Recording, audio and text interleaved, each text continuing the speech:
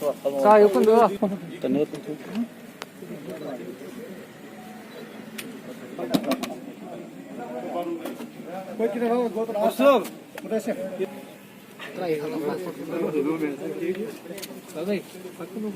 तीन रोज पहले जो करीरी बारामूला में ऑपरेशन हुआ था,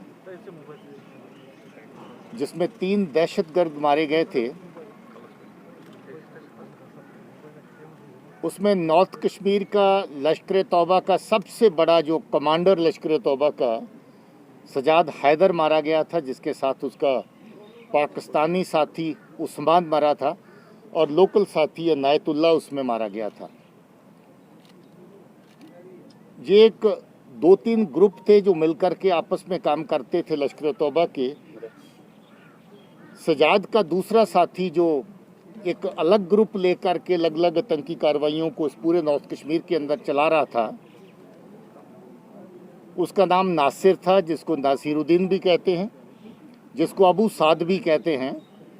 और मान लीजिए कि सजाद हैदर से दूसरे नंबर पे जो लश्कर तौबा की कमांड स्ट्रक्चर में जहाँ पर आता था वो नासिर था, अबू साद था। और यूं ही 3 दिन पहले करीरी के ऑपरेशन में नॉर्थ कश्मीर की लश्कर की पूरी कमांड दी गई थी।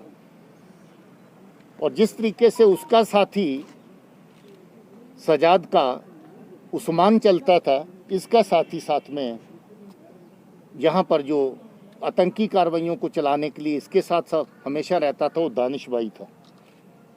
तो ये 2 मिलकर के अलग अलग तरह की आतंकी कार्रवाइयाँ। और आपको याद होगा जहाँ अप्रैल में, मई में इस तरह के अटैक हुए, वनगाम, हंदवारा में, सोपुर में सीआरपी के ऊपर 2 हमले हुए, जहाँ दोनों जगह पे सीआरपी के 3 जवान मारे गए। उसके बाद फिर एक हमला हुआ, उसमें सीआरपी का 1 जवान मारा गया। उसके अलावा एक अटैक में हमारा एसपीओ शहीद हुआ और उसके साथ एक सिविलियन की भी डेथ हुई। और फिर सोपुर के बाज़ार के अंदर जो अटैक किया ग्रेनेड से, उसमें 20 के करीब सिविलियन जख्मी हुए। और मुझे अभी अभी बताया गया कि उससे पहले नासिर ने एक आर्मी के एक जवान की भी हत्या की थी इसी एरिया में। मुझे अभी कमांडेंट साहब, ब्रिगेडियर साहब ने बताया जब वो नया नया एक्टिव हुआ था। आपको याद होगा कि जब छोटी उम्र में ये नासिर आतंकी बना था, दहशतगर्द बना था, तो इसका बहुत चर्चा हुआ।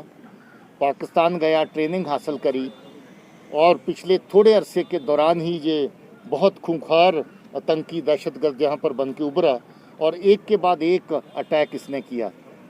आपको ये भी याद होगा, आपकी नॉलेज में, आपकी शेयरिंग में आया कि नहीं आया, जो सोपुर में अटैक इसने किया था उसकी लाइव वीडियो हमारे पास मौजूद थी, जो कुछ मीडिया सर्कल्स में भी गई होगी। कैसे नाका पार्टी के ऊपर इसने बिल्कुल पीछे आकर के, जहां गाड़ी की खिड़की खुली थी उसके पीछे बैठ कर के पोजीशन लेकर के अटैक किया और उसके अंदर 3 सीआरपी के लोग मारे गए थे। अगर आप लोग देखना चाहेंगे